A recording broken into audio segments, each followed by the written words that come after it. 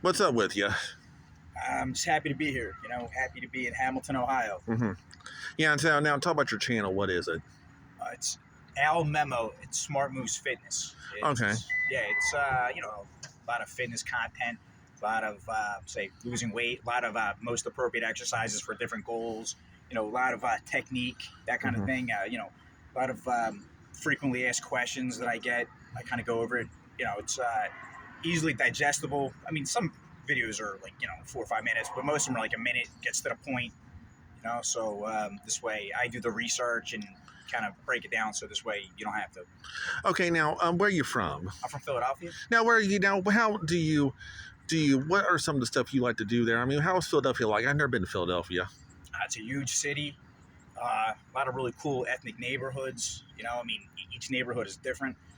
A lot of it's gentrified. So, you haven't been to Philly in 10 years. You haven't been to Philly. It's probably a lot better now than maybe somebody else would remember it from a while ago. They have great food, great nightlife, just the overall, all kinds of energy, a great vibe to the city. I don't want to offend you in any way. I was not really offensive or anything. But you all sound like who you kind of remind me of. You sound like of someone. You remind me of someone. Now I don't know. I get my places mixed up. You remind me of almost like a Robert De Niro or one of those people like from the Bronx or something or what? It's a totally different accent. Really? It kind of sounds like that, huh? Maybe. Well, it's real urban. Yeah. I would say New Yorkers don't really sound like Philadelphians. And I don't know if De Niro's from the Bronx. I think he's from Manhattan. Yeah, but I guess to somebody from the Midwest, we probably all do look and sound the same. I totally get that. But for somebody from the East Coast, who's familiar with it, they wouldn't really probably get that mixed up. He's one of my favorite actors. I like A Bronx Tale and stuff like that, The Deer Hunter. Yeah, The Bronx Tale is actually about Chaz Palminteri. That was his story. That was his, but Robert De Niro was a kid's father in that movie, Yeah, that's Chaz Palminteri's story. People think it's De Niro's, but I think he directed it though. I think. Well, with Chaz Palminteri's one-man play, I think he goes over that. He was C. In that film. I'm a huge Robert De Niro fan. I like The Deer Hunter, and I like Analyze This. I like let me see what else, Midnight Run, and I like. I think I like about The Bronx Tale. It kind of reminds me of sort of like my neighborhood growing up. It was like that, like people everywhere, all over the street, always something going on. Yeah, really awesome. Yeah, a lot of great Italian neighborhoods. So was bakeries. Was Philadelphia like that? Like a lot of like that in some places. Yeah. Yeah. Yeah. I don't live like that now. I'm out in suburbia now, where it's a lot more quiet. My town that I live now is not nearly as cool as Hamilton. But where I grew up, it was like that. Like a lot of people on the street all the time, always something going on. That's where like Rocky's set, right? Like the Italian Stallion now. That's glad you brought that up. People think that Rocky is from South Philadelphia. They didn't shoot most of that movie in South Philadelphia. He is from Philly, but he's from most of that film was shot in a neighborhood called Kensington. Yeah, really, which is not like that now. That's people think just because Rocky was Italian, he'd be from like the Italian neighborhood, but nah, he's actually from that.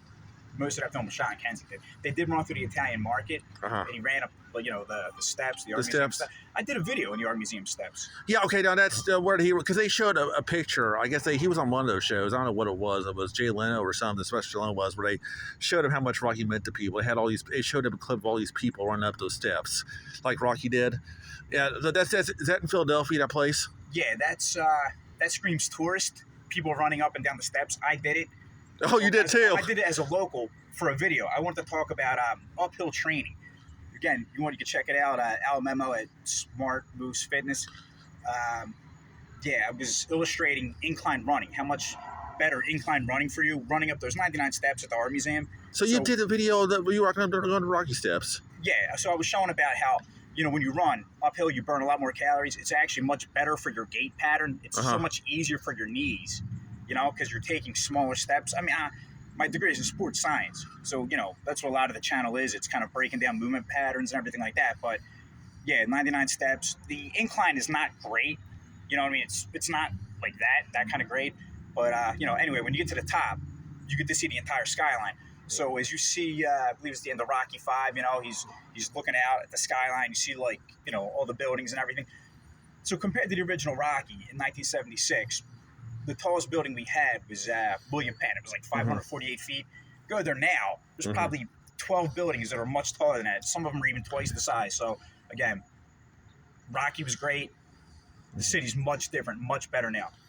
Yeah, well, they always say, it always shows up on Grace Films Ever Made list. So Yeah, I'm a huge fan of that it list. won Best Picture, so it'll be one Best right. Picture. You're exactly right. But the thing was, though, but I was wondering, because I wondered, did you like when you were at the Rocky Steps? Did you see many Rocky fans there, or was it just they probably just had their issues? I'm saying, sometimes you have things in here. It's like a tourist attraction. I mean, I don't know if you've seen how many people visited at the time you went there or not. No, there's always tons of people there. Some people run the steps for exercise, but most people, they get to the top, they want their picture taken. But I would say most people, the biggest tourist part is, I think in Rocky 3, there was a statue of Rocky at the top of the steps in our museum. They actually moved that down to the side.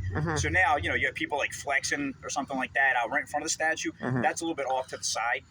But yeah, there's always a line for people to get their picture taken in front of the Rocky statue. Yeah, well, so I know somebody who went to the, of course, Buddy Holly and Richie Valens and all of them. Well, they have like they had the surf ballroom. They played the last show, and like a crash. They got a memorial at the crash site where that plane went down. They're telling a farmer's opened that up, and like there are people go over there all the time, walk up and put like tokens and stuff at that monument, the crash site, and the farm. I didn't even know that was around here. No, that's in Clear Lake, Iowa, Lake Iowa. That was in Iowa. That was where that plane went down. But yeah, they have all kinds of stuff there. I mean, they have that in that you put a monument there. Something famous happens there. They'll go like people show up like you wouldn't believe. But Philadelphia. So Rocky was some of that. I guess was shot in Philadelphia. What are famous things? I would say all of it. All of it. I think every scene, if not there, some of it was like his house, which I believe is in the main line. But I would say every scene in just about all those films. They only shot the first one in like 28 days. Oh, I didn't know that. That's how wasn't very long. So I was wondering though how so Philadelphia wise, besides Rocky, what else do they have there in Philadelphia? I mean, what was like best food in the world? Pretzels, tasty cakes. I don't even know if you can get that anywhere else. I mean, cheesesteaks, everybody knows that's what it's famous for, but I've gotten cheesesteaks other places. It says Philadelphia cheesesteak, and it's not the same at all. They totally destroy it. Even though they have the balls to call it Philadelphia cheesesteak, it's not the same. But I would say one thing that people don't realize is there's so many other great sandwiches there. Chicken cutlet with broccoli rabe, provolone, roast pork. There's all kinds of great sandwiches. I mean, the hoagies. I've never had a hoagie anywhere else that was nearly as good. There's probably 10 on my block that are probably better than anything you can get anywhere outside of the Philly area. So, yeah, I would say as a food town, it's so underrated. It should be up there with the greatest in the country. Really, it should be. I mean, it's a great restaurant town. The nightlife is killer. Yeah. Wow. Well, great architecture, too. Now, you started this YouTube channel, and of course, you have like some followers. I guess you've kind of gained traction. Yeah, it's probably as of now 1,100. I mean, I'm kind of learning as I go. I didn't have much time to kind of like mess with it and get good and learn the ins and outs. But yeah, it's come a long way. I'd like to think that my content has gotten better.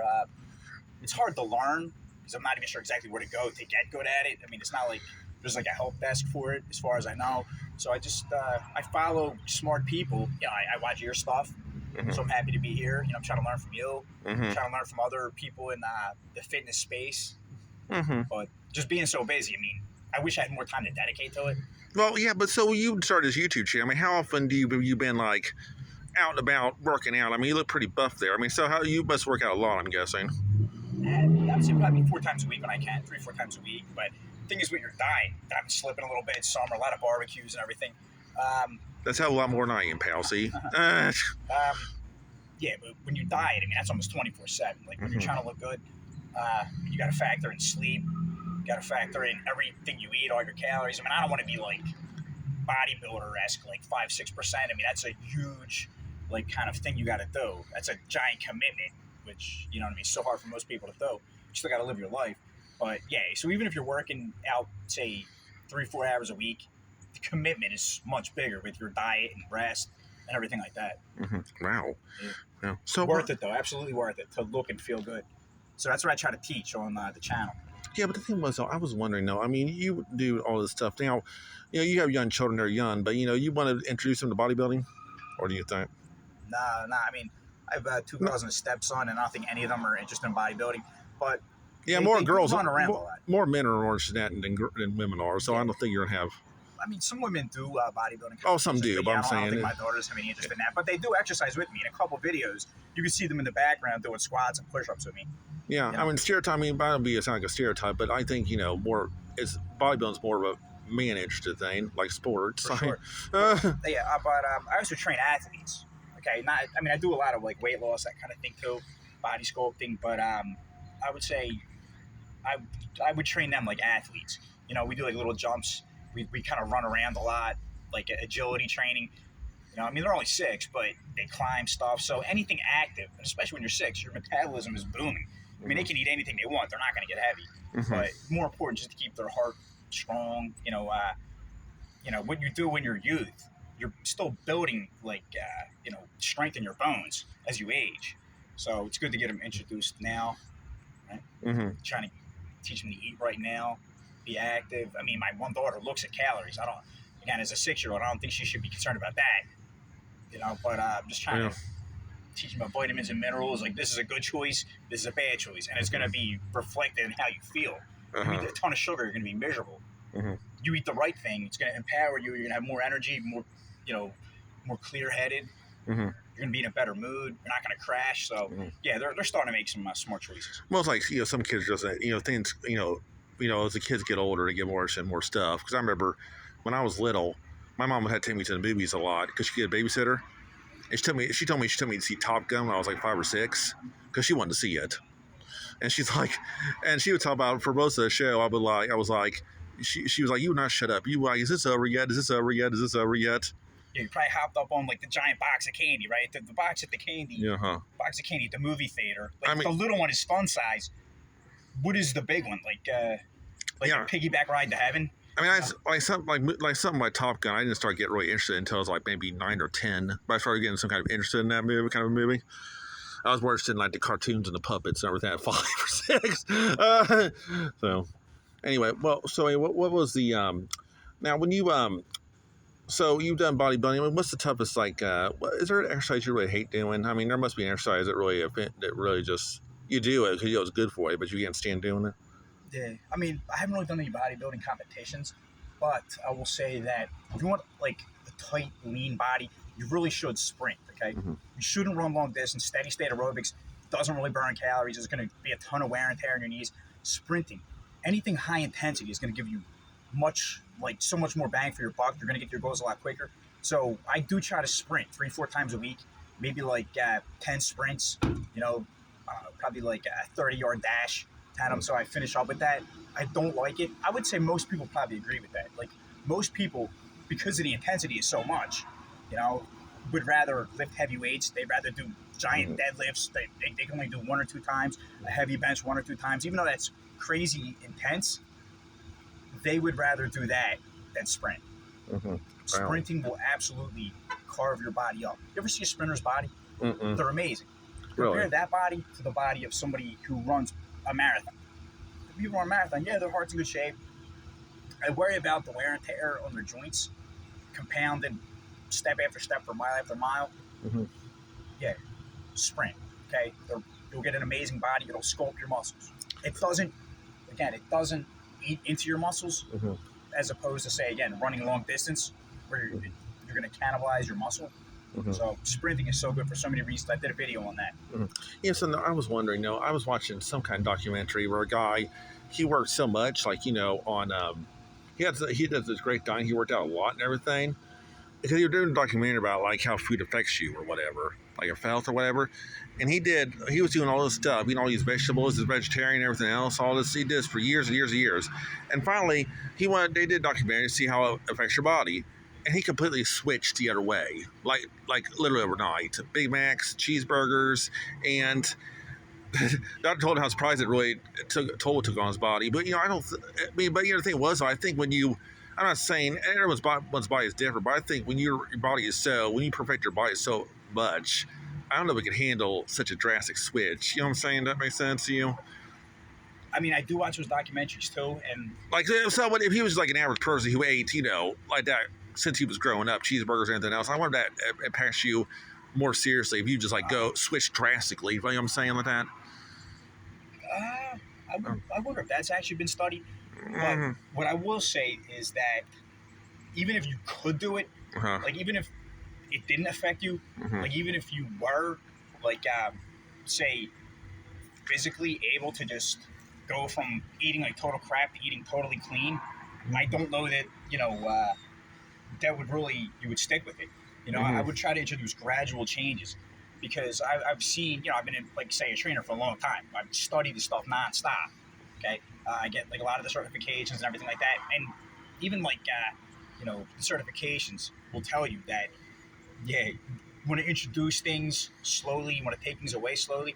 So if you went from eating total disasters to the point where you're almost dead, like in some of those documentaries where the cholesterol super high, blood pressure super high, and then they started eating clean. Even if they did it for a couple days, they would hate it so much that they wouldn't stick with it. They would go back to eating awful.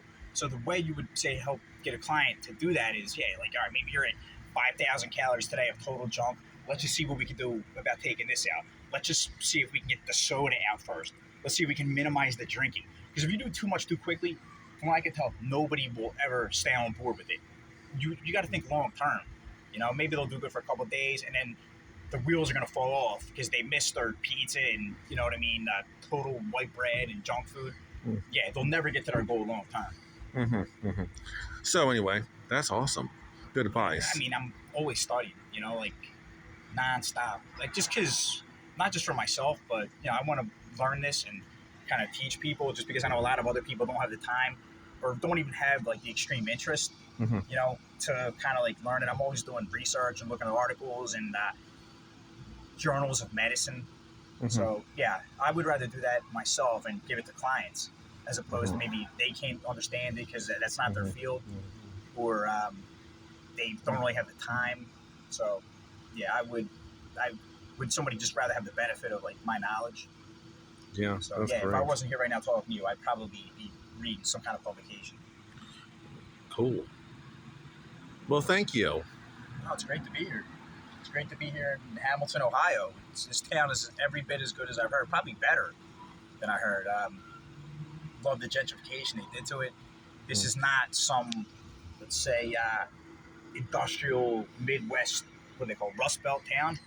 This looks like the furthest thing from it, really. So I'm happy to see if this is like the rebirth of the town. I'm happy to see what they did to it.